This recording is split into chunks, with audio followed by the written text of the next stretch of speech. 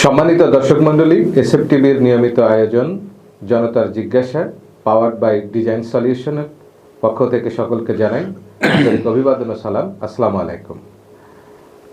SF টিভির আজকের স্টুডিওতে হাজির হয়েছেন চুয়াডাঙ্গা জেলা যুবদলের সম্মানিত সহসভাপতি মাগরিবুর রহমান। আমরা ওনার কাছে জনতার জিজ্ঞাসা জানতে চাইব, উনি সেভাবেই জনতার জিজ্ঞাসা অনুসারে প্রশ্নের উত্তর দেবেন। তো মাগরিবুর রহমান, আপনি কেমন আছেন? আলহামদুলিল্লাহ, ভালো আছি। আপনারা কেমন আছেন? জি, ভালো আছি। আপনাকে পেয়ে আজকে আমরা খুব আনন্দিত যে আপনি আপনার ব্যস্ততম সময় থেকেও আমাদের মাঝে সময় দিয়েছেন। তো যেহেতু জনতার জিজ্ঞাসা দিয়েই শুরু করি। আপনার দীর্ঘ জীবনে একটা বর্ণাঢ্যময় রাজনৈতিক জীবন, আসলে এই রাজনৈতিক জীবনের শুরুটা আসলে কেমন ভাবে হয়েছে? ধন্যবাদ। বিসমিল্লাহির রহমানির রহিম। আজ শনিবার 27 ডিসেম্বর 2025 সন্ধ্যাকালীন আমন্ত্রণে এসএফ টিভির সকল অর্গানাইজদের ধন্যবাদ জানাচ্ছি, শুভকামনা জানাচ্ছি। আমার অ্যাকচুয়ালি রাজনীতিক যে শুরুটা 1984 সালের থেকে আমি আমার রাজনীতির যে উদ্দীপনাটা আমার ভিতরে সৃষ্টি হয়েছে, আমার বাবাও জিয়া রহমান, শহীদ রাষ্ট্রপতি জিয়া রহমানকে খুব ভালোবাসতেন, তিনাকে পছন্দ করতেন, তাকে অনুসরণ করতেন। তার মুখে তার নির্দেশনার কিছু কিছু সময় তার উপদেশমূলক কিছু কথা, শহীদ রাষ্ট্রপতি জিয়া রহমানের কথা শুনে আমার ভিতরে সেই রাজনীতিতে আকৃষ্ট হওয়ার যে উদ্দীপনাটা সৃষ্টি হয়েছিল আমার বাবার কাছ থেকেই। দীর্ঘ ছাত্র জীবন যুবদলের ছিলাম এবং বর্তমানে এখনো চুয়াডাঙ্গা জেলা যুবদলের সহসভাপতি হিসাবে দায়িত্ব পালন করতেছি সক্রিয়ভাবে। তো আমার রাজনৈতিক জীবনে অনেক ক্ষয়ক্ষতি হয়েছে, অনেক বিপদ আপদ হয়েছে। এটা বলতে গেলে অনেক সময় লাগবে, তারপরে শর্টে আমি বলি। মানে এই যে দীর্ঘ সময় ধরে রাজনীতি করছেন, এই রাজনীতি করতে গিয়ে আসলে অনেক ত্যাগ করতে হয়েছে আপনাকে, অনেক ক্ষয়ক্ষতি। আমরা একটু সেই গল্পটা একটু শুনতে চাই। আমার 2007 সালে, এর আগে এতটা রাজনৈতিক এই প্রতিহিংসামূলক রাজনীতি ইতিপূর্বে ছিল না। এই শেখ হাসিনা আসার পরে ছিল, তারপরেও শেখ হাসিনা আসার পরে বেশি হয়েছে। 2007 সালে যখন তত্ত্বাবধায়ক সরকারের আওতাধীন যায় দেশ, তারপর থেকেই আমার উপর মামলা, নিপীড়ন, নির্যাতন শুরু হয়। 2007 সাল থেকে আমার নামে মামলা হয়। 2008-09 নির্বাচনে আওয়ামী লীগ ক্ষমতায় আসার পরে 2009-এর 31 আমার শখ করে পোষা নেপালে 2টা ছাগল ধরে জবাই করে খেয়ে নেয় ছাত্রলীগ, যুবলীগ। তারপরে 2010 সালে তখন আমার একটা ব্যবসা প্রতিষ্ঠান আছে, আমার একটা পুকুর আছে মাছের চাষের। সেই মাছের চাষের পুকুরে আমার মিথ্যা মামলা দিয়ে জেলে ঢুকিয়ে 15 দিন রেখে পুকুরের মাছ তো ধরছে, এই উদ্বৃত্ত যে মাছগুলো থাকে সেটাও বিষ দিয়ে মেরে ফেলছে, প্রতিহিংসামূলক। 2011 সালেও মামলা হয়েছে। 2011 সালে মামলাতে বেরিয়ে আসার পরে তখন মোজাম্মেল চাচা বেঁচে ছিলেন, উনি সভাপতি ছিলেন, বঙ্গজ ফ্যাক্টরির মালিক, এমপি ছিলেন সাবেক। ওনার বাসায় মিটিং সেরে, যে কোনো একটা বিষয়ে মিটিং সেরে জুম্মার নামাজ পড়ার জন্য আমরা যখন প্রস্তুতি নিয়ে বাইরে যাব, তখন গেট খোলার পরে ছাত্রলীগ, যুবলীগ অতর্কিতভাবে এসে হামলা করে আমার নতুন ডিসকভারি 135 গাড়ি, 2 মাস বয়স হবে, তার সাথে আরো 3-4টা গাড়ি ছিল, কুপায়ে আগুন ধরায় দিছে। 2012 সালে আমার ব্যবসা প্রতিষ্ঠান, আমার বাবার ব্যবসা প্রতিষ্ঠান যেখানে করতেন আমার বাবা, ওখানে আমি ব্যবসা করতাম। এটা ডিপার্টমেন্টাল স্টোর হিসাবে হোলসেলারের দোকান ছিল, সবাই জানে, আমার মহল্লা এলাকার মানুষ সবাই জানে। মিথ্যা অভিযোগ দিয়ে আমাকে মেরে ফেলার উদ্দেশ্যে আমি যে কোনো কাজের বাইরে ছিলাম। একটা মিটিং ছিল আমাদের, সেই মিটিং ছেড়ে আমরা পরের দিন কেন্দ্রের নেতৃবৃন্দ আসছে কুষ্টিয়া সার্কিট হাউসে, সেখানে যাওয়ার জন্য মিটিং সেরে আমরা মাইক্রোরে সারছি, মাইক্রো কন্ট্যাক্ট করছি, মাইক্রোরে যাব। সেই সময় টেলিফোন আসে যে তোমাকে খুঁজতেছে 50-60 জন। তখন সেটা হলো 2013 সালে, 12 সালে। তা বললাম যে কেন? তো বলছে দোকানে এসে হিট করছে, ভাঙচুর করছে, খুঁজতেছে যে ছাত্রলীগ যুবলীগের ছেলেরা। তখন আমি শহীদুল কামনা টিলু ভাই তখন সভাপতি ছিলেন আলমডাঙ্গা উপজেলার, ওনাকে জানে। ওনারা বলছে যে হ্যাঁ এরকম একটা ঘটনা শুনতেছি, যা একটু সেফে থাকিস। তার পরবর্তীতে এই যে রিং এর পর রিং আসে যে তুমি আলমডাঙ্গা উপজেলা বাইরে যাও, তো বুঝতেছি না যে আমার অপরাধটা কোথায়। তারপরে বাইদি ভাই শুনলাম যে বিকালে খেলা নিয়ে একটা গন্ডগোল করছে ছাত্রলীগে, এই ছাত্র দলের সাথে স্বেচ্ছাসেবক লীগের খন্দকার জুলফিকার টুটুলের সাথে, এবং সাথে আরো তার সাঙ্গপাঙ্গচা ছিল, তাদের সাথে একটু তর্ক বিতর্ক হয়েছে। সেইটা মনে করছে যে আমি মনে হয় লিড দিয়ে করছি। আসলে আমি ওই ঘটনার বিন্দু মাত্র আমি জানতাম না। তাহলে আপনার রাজনৈতিক জীবনের 23 বছর পরে এসে, আপনি যেহেতু 84 সালে রাজনীতি শুরু করেছেন, 23 বছর পরে এসে এই ধরনের হামলার সম্মুখীন হলেন, অর্থাৎ তত্ত্বাবধায়ক সরকার আসার পর এই ধরনের ঘটনাই হলো। মূলত আসলে এই রাজনীতি করতে যে জীবনের অনেক ঝুঁকিও আপনার গেছে। আপনি তো রাজনৈতিক লিডার হিসেবে কারাবরণ করেছেন কি? কারাবরণ আমি 5 বার কারাবরণ করছি, 20টা মামলা আমার নামে। আমার কারাবরণে 15 দিন, 45 দিন, 22 দিন, 21 দিন, আর লাস্ট 2023 সালে 28 অক্টোবর প্রোগ্রাম সেরে আসছি ঢাকা থেকে। তারপরে মনে হয় ওইটা ছিল ওই অ্যারেস্ট হওয়ার পরে 31 তারিখে অ্যারেস্ট হওয়ার পরে আমার মনে হয় 90 কি 92 দিন আমি কারাবরণ করছি। নির্বাচন হওয়ার পরে 2024-এর নির্বাচন হয়ে শপথ গ্রহণ করার পরে আমাকে রিলিজ করছে। সব মিলে 190 দিন আপনার জীবনে আপনার জেলখানাতে থাকা হয়েছে, আমরা যেটা যতটুকু আপনার কাছ থেকে শুনে বুঝতে পারলাম। যেহেতু হচ্ছে অনেক সমস্যার সম্মুখীন হয়ে রাজনীতির কণ্টকাকীর্ণ রাজনৈতিক পথ পাড়ি দিয়ে আসছেন আপনি। এই কণ্টকাকীর্ণ পথ পাড়ি দিয়ে আসার পর বর্তমান যে অবস্থা, আমরা যতটুকু জানি চুয়াডাঙ্গা জেলাতে বিএনপির একটা 2টা শক্তিশালী গ্রুপ আছে। একটা গ্রুপ আপনারা সেটা পার্ট প্লে করেন, এবং আরেকটি হচ্ছে যে শরীফুজ্জামান শরীফের একটি পার্ট প্লে করেন। আমরা ইতিমধ্যে দেখলাম যে মনোনয়ন পেয়েছেন শরীফুজ্জামান শরীফ। আসলে সেই ক্ষেত্রে এই যে গ্রুপিংটাকে আপনি কিভাবে নিচ্ছেন? অ্যাকচুয়ালি এই গ্রুপিংটা এটা পরম্পরা হয়ে আসছে দীর্ঘদিন ধরে। এর আগেও ছিল ঐদুল বিশ্বাস বনাম শামসুজ্জামান দুদু ছিল, তার আগেও ছিল যখন মিয়া মোহাম্মদ মনসুর আলী সাহেব এমপি ছিলেন তখনও ছিল। এই পছন্দ অপছন্দের বিষয়টা এটা আছেই, কিন্তু আমি বলবো যে যেটাই হোক রাজনৈতিক ক্ষেত্রে নীতি নির্ধারক যারা আছে, যাকে নমিনেট করবে, যাকে ধানের শীষের প্রতীকটা তুলে দেবে, সকলকে সমন্বয় করে ঐক্যবদ্ধভাবে ধানের শীষকে বিজয় করার লক্ষ্যে আমরা সব কিছু ত্যাগ করে একত্রিত হয়ে বিজয় ছিনিয়ে আনার চেষ্টা আমরা করব। যেহেতু হচ্ছে যে আপনি শামসুজ্জামান দুদু সাহেবের গ্রুপ করেন সরাসরি, সেই ক্ষেত্রে বিশেষ করে এখন এক প্রকার বলাই যেতে পারে যে এক প্রকার চূড়ান্ত মনোনয়ন কিন্তু শরীফুজ্জামান শরীফকে দিয়েছে। আপনার দৃষ্টিতে শরীফুজ্জামান শরীফকে আপনি কিভাবে মূল্যায়ন করেন? আমি রাজনৈতিক হিসাবে, যেহেতু আমাদের নীতি নির্ধারক যারা আছেন, সিনিয়র নেতৃবৃন্দ যারা আছেন কেন্দ্রে, তাদের সিদ্ধান্ত বাইরে আমরা যেতে পারবো না। দলের হাইকমান্ড যেটা করবে আমাদের নির্দ্বিধায় মেনে নিতে হবে। আমরা ধানের শীষের বাইরে না। মনের পছন্দ অপছন্দ একটা ব্যক্তি থাকতে পারে, কথাবার্তায় বিতর্ক থাকতে পারে, যে কোনো বিষয় নিয়ে বিতর্ক থাকতে পারে। যখনই জাতীয়বাদী শক্তির প্রতীক ধানের শীষ আমার একটা শত্রুকে দিয়েছে, আমি তাকে দেখব না, আমি দেখব আমার প্রতীককে বিজয় করতে হবে। এটাই আমাদের শহীদ জিয়ার আদর্শের সৈনিক। এটা আসলে তাহলে রাজনৈতিক মতদ্বন্দ্ব না, ব্যক্তিকেন্দ্রিক মতদ্বন্দ্ব থাকতে পারে আপনার কথা, যেটা আমরা বুঝতে পারছি।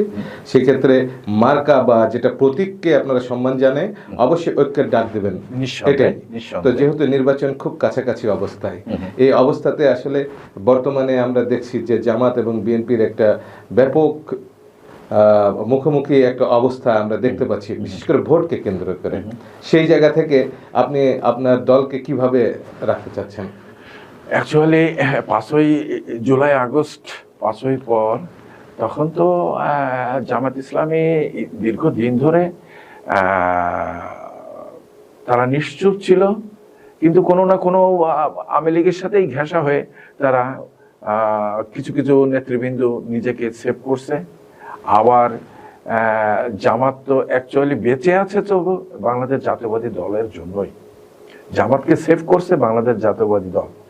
আমি বলতে চাচ্ছি যে জুলাই আগস্ট 5ই আগস্টের পরে যেহেতু তখনও আমরা রাজনৈতিকভাবে বা নির্বাচনে প্রচার প্রচারণা আর সেই ধরনের মাঠে আমরা নির্বাচনের জন্য পরিপূর্ণভাবে প্রচার প্রচারণা করি নাই, বিধায় মাঠে নামি নাই, বিধায় তারা একটা ফাঁকা জায়গা পেয়ে দৌড়দৌড়ি করছে। দীর্ঘদিন বাঁধা ছিল, খাঁচার ভিতরে ছিল, এখন খাঁচা খুলে গেছে, তারা একটু দৌড়দৌড়ি করছে, কথাবার্তা বলছে, মানুষের কাছে যাচ্ছে। আমরা যখন নামবো, আমাদের অভিজ্ঞতা আছে নির্বাচনের জন্য, নির্বাচন আমরা করছি, এমপি নির্বাচন করছি, তারপরে লোকাল নির্বাচনে করছি, আমাদের যথেষ্ট অভিজ্ঞতা আছে। আমরা নামলে হয়তো যে জিনিসটা আপনারা এখন শুনতে পাচ্ছেন, এটা হয়তো যখন বিএনপি ঐক্যবদ্ধভাবে এই ধানের শীষকে বিজয় করার জন্য মাঠে নামবে, মনে হয় এর থেকে আরো কমে যাবে জামাতের যে পরিস্থিতি আপনারা এখন অনুভব করতেছেন, সেটা আরো ডিক্রিজ হয়ে যাবে। যাদেরকে আপনারা একসময় বন্ধুর আসনে বসিয়েছেন, যাদেরকে ফাঁসি দেওয়া হয়েছে জামাতের নেতাদের, সেক্ষেত্রে তখন আপনারা প্রতিবাদ জানিয়েছেন, অন্যায় এবং অপরাধ করে তাদেরকে ফাঁসি দেওয়া হয়েছে। কিন্তু এখন আপনাদের সুর একটু ভিন্ন, তাদেরকে আপনারা বিভিন্ন সময় রাজাকার বলছেন। আসলে এই কথাটা কি কতটুকু অ্যাকচুয়ালি? হ্যাঁ, যৌক্তিক এই কারণে বলবো, ইতিহাসকে তো অস্বীকার করা যায় না। 1971-এ স্বাধীনতা যুদ্ধের সময় সেই টাইম যদি আমাদের এই দেশে শহীদ রাষ্ট্রপতি জিয়া রহমানের মতন মানুষ যদি জন্ম না নিত, লাল সবুজের পতাকা আমরা পেতাম না, 55,598 বর্গ কিলোমিটারকে স্বাধীন করতে পারতাম না, স্বাধীনভাবে বাংলা ভাষা বলতে পারতাম না, স্বাধীনভাবে চলাফেরা করতে পারতাম না, স্বাধীনভাবে নিজের আহার নেহার বা অন্যান্য যাবতীয় যত কিছু আছে কিছুই করতে পারতাম না। শহীদ রাষ্ট্রপতি জিয়া রহমান যদি জন্ম না হতেন, এই টাইমে স্বাধীনতার ঘোষণা না দিতেন, তো ওনারা স্বাধীনতার সময় যে কর্মকাণ্ড করছে, ইতিহাস দেখলে বোঝা যায় যে স্বাধীনতা ওনারা কখনোই চাননি বাংলাদেশ, এই পূর্ব পাকিস্তানকে বাংলাদেশ হোক, লাল সবুজের পতাকা উঠুক, এই 55,598 বর্গ মিটার স্বাধীন হোক, এটা এই জামাত ইসলামী চায়নি। জামাত ইসলামী অ্যাকচুয়ালি 1942 সালে, তখন ব্রিটিশ শাসনের সময় আবির্ভাব হয় পাকিস্তান থেকে ভারতবর্ষে 1941 সালে। 41 সালে আবির্ভাব হয়, কিন্তু 42 সালে প্রচার শুরু হয়। 1942 সালে মৌলানা আব্দুল্লাহ আল মওদুদী, মৌলানা আব্দুল্লাহ আল মওদুদী সাহেব প্রচার প্রচারণা করবার, যখন 1947-এ ভারতবর্ষ স্বাধীন হয়, তখন ডিভাইডেশনটা হয়ে যায়, তখন উনি আরেকজনকে দায়িত্ব দিয়ে উনি পাকিস্তানে চলে যান। উনি প্রাথমিক ক্ষমা চেয়েছিলেন, তাও ক্ষমা করেন। ওনারা যে কর্মকাণ্ডগুলো করেছিলেন, এটা বাংলার জাতির জন্য একটা লজ্জাস্কর ব্যাপার ছিল, বাঙালি জাতির জন্য একটা খুব দুঃখের বিষয় ছিল যে 1971-এ যে মুক্তিকামী মানুষদেরকে, মুক্তিযোদ্ধাদেরকে, মুক্তিযোদ্ধার ফ্যামিলিদেরকে, মুক্তিযোদ্ধার ভাই বোনদেরকে যেভাবে নিপীড়ন নির্যাতন করে পাক হানাদার বাহিনীর কে সংস্পর্শ করেছে, সেটা আসলে রক্ত দিয়েও ভোলা যাবে না। এই রক্ত দিয়ের পরেই সাধারণ মানুষ, আম জনতা মানুষ, খেটে খাওয়া মানুষ, দিনমজুর মানুষ যুদ্ধ করে এই বাংলাদেশের স্বাধীন করেছে একমাত্র জিয়া রহমানের জন্য। আর সেই পতাকা একমাত্র বলতে হলে বলা যায় যে শহীদ রাষ্ট্রপতি জিয়া রহমানেরই নিদর্শন, তাকে আমরা দেখতে পাই এই লাল সবুজের পতাকায়। এই জন্যই বলি যে এই জামাত ইসলাম এখন যেভাবে স্বতঃস্ফূর্তভাবে উঠতেছে, বিভিন্ন ধরনের কথাবার্তা বলতেছে, এই পতাকে স্পর্শ করতেছে, এই পতাকায় তো তারা চায় না। সেই জন্য বলি যে বান্ধা ছিল সেটা। এখানে আমার একটা প্রশ্ন, সেটা হলো আপনারা এত বিস্তর ইতিহাস তাদের সম্পর্কে জানেন, অথচ আমরা দেখলাম যে বাংলাদেশের রাজনীতির ময়দানে আপনারা দীর্ঘ সময় ধরে তাদের সাথেই কিন্তু চলছে। এই কারণেই ঠিকই আছে আপনার কথা, মানুষ ভুলের ঊর্ধ্বে না, মানুষ ভুল করতে পারে। তখন একটা পশ্চিম পাকিস্তানের নীতি নির্ধারক যারা ছিলেন, সেই ব্যক্তিগুলোর জন্য, নির্দেশনার জন্য হয়তো ভুল ত্রুটি করছে, আমরা ক্ষমা দৃষ্টিকোণে দেখে মানুষকে সুযোগ দিয়েছি, তাদেরকে মন মানসিকতা শুধরানোর জন্য, মন মানসিকতা বাঙালি জাতির মনের মতো হওয়ার জন্য, তাদের কথাবার্তায় দেশকে ভালোবাসার জন্য, দেশকে সুন্দরভাবে গড়ার জন্য, দেশকে যারা অন্য দেশের অংশ হিসাব মনে করে সেটা থেকে পরিত্রাণ পাওয়ার জন্য কিন্তু সুযোগ দিতে হবে মানুষকে। কিন্তু সুযোগ দেওয়ার পরেও দেখছি যে না, তারা কোনো না কোনোভাবে এই দেশকে আবার একটা বিশৃঙ্খলা, আবার একটা উত্তেজিত করা, আবার একটা অস্থিতিশীল করার জন্য চেষ্টা করছে। তখনই বাধ্য হয়ে বোধ বলতে হয় যে কয়লা ধুলে ময়লা যায় না।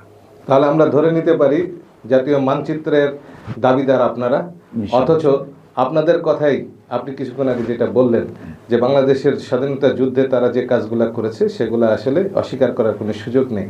তাহলে যারা পতাকা খামচে ধরেছে অথচ তাদেরকে আপনারা সঙ্গে নিয়েছেন, আমরাও কি তাহলে ধরে নিতে পারি যে তাদের চিন্তাধারার সাথে আপনাদের চিন্তাধারা তৎকালীন সময়ে মিল ছিল, নতুবা স্বার্থের কারণে সেই দলের সমর্থন আপনারা করছেন? না, ওই টাইমে সমর্থন স্বার্থের জন্য না।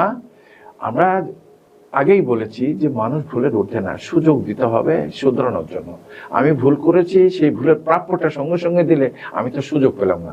তারা যে ভুলগুলা বিগত দিনে 1971 যুদ্ধের সময় করেছে, বাংলাদেশ স্বাধীনের সময় করেছে, আমরা সুযোগ দিয়েছি, হাত বাড়িয়েছি, আসো আমরা একসাথে ঐক্যবদ্ধ হই।